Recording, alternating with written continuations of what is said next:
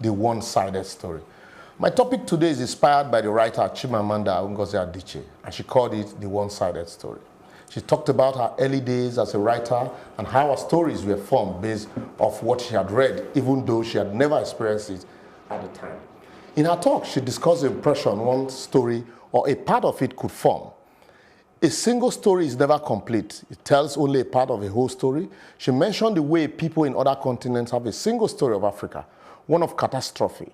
In her word, so after I had spent some years in the US as an African, I began to understand my roommate's response to me. If I had not grown up in Nigeria, and if all I knew about Africa were from popular images, then I too would have think that Africa was a place of beautiful landscape, beautiful animals, and incomprehensible people fighting senseless war, dying of poverty and AIDS, unable to speak for themselves and waiting to be saved by a kind white foreigner. I would see Africa in the same way that I, as a child, had seen Fide's family. This single story of Africa ultimately comes, I think, from Western literature. Now, here is a quote from the writing of a London merchant called John Locke, who sailed to West Africa in 1561 and kept a fascinating account of his voyage. After referring to the black Africans as beasts who had no houses, he writes, "They are also people without heads, having their mouth and eyes in their breast." Now, I have laughed every time I read this, and one must admire the imagination of John Locke. But what is important about his writing is that it represents the beginning of a tradition of telling African story in the West, a tradition of sub-Saharan Africa as a place of negative, of indifference, of darkness, of people who, in the words of the wonderful poet Rudyard Kipling, are half of evil, half child, and so I began to realize that my American roommate must have, throughout her life, seen and heard different versions of this single story. At some point in our lives, we have been guilty of viewing a people or a person through one story only. Many times it's not our fault because we may have had access to only one story or a part of a story. Thanks to books and media, other times we are too lazy to find other stories. So we stick to only one and form stereotype on this story.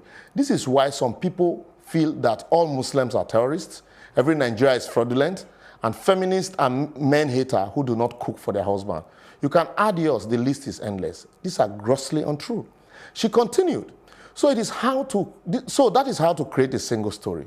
Show a people as one thing, as only one thing over and over again, and that's what they become. The single story creates stereotype, and the problem with stereotype is that they are untrue. The problem with stereotype is not that they are untrue, but they are incomplete. They make one story become the only story. Story matters. Many story matters. Stories can be used to dispossess people, but can also be used to empower people and repair their broken dignity. We need to realize that there's never a single story of any place. It is important to read diverse and explore cultural similarities as much as we do cultural differences. This is the only way we can get rid of single stories and the danger they pose and regain paradise. Welcome to The Advocate, a program that thrashes out all the topical issues of the day. We've had Dasuki chilling in and out. We don't even know what is going on. We never actually ever hear the truth. Everybody's the same, and that the same thing that's been going on with Jonathan is going on right now. Statistically, women are more than the men, but in Nigeria, politics is more of a game of strength than numbers. One of the reasons why we don't have more women in politics in Nigeria is for as long as political meetings continue to take place in the middle of the night. Exactly. Nigerians have never been more ready for a change. Somebody's got to sit down to say that this is my strategy for making change. And it has to be united. Frankly, Nigeria is becoming a very ugly place. Everywhere. In the villages are worse. We have a heritage, but dirty heritage. Basically, and that's it. I don't think we know beautiful things anymore. You depress me. Look, Ankara and Tiwantiwa.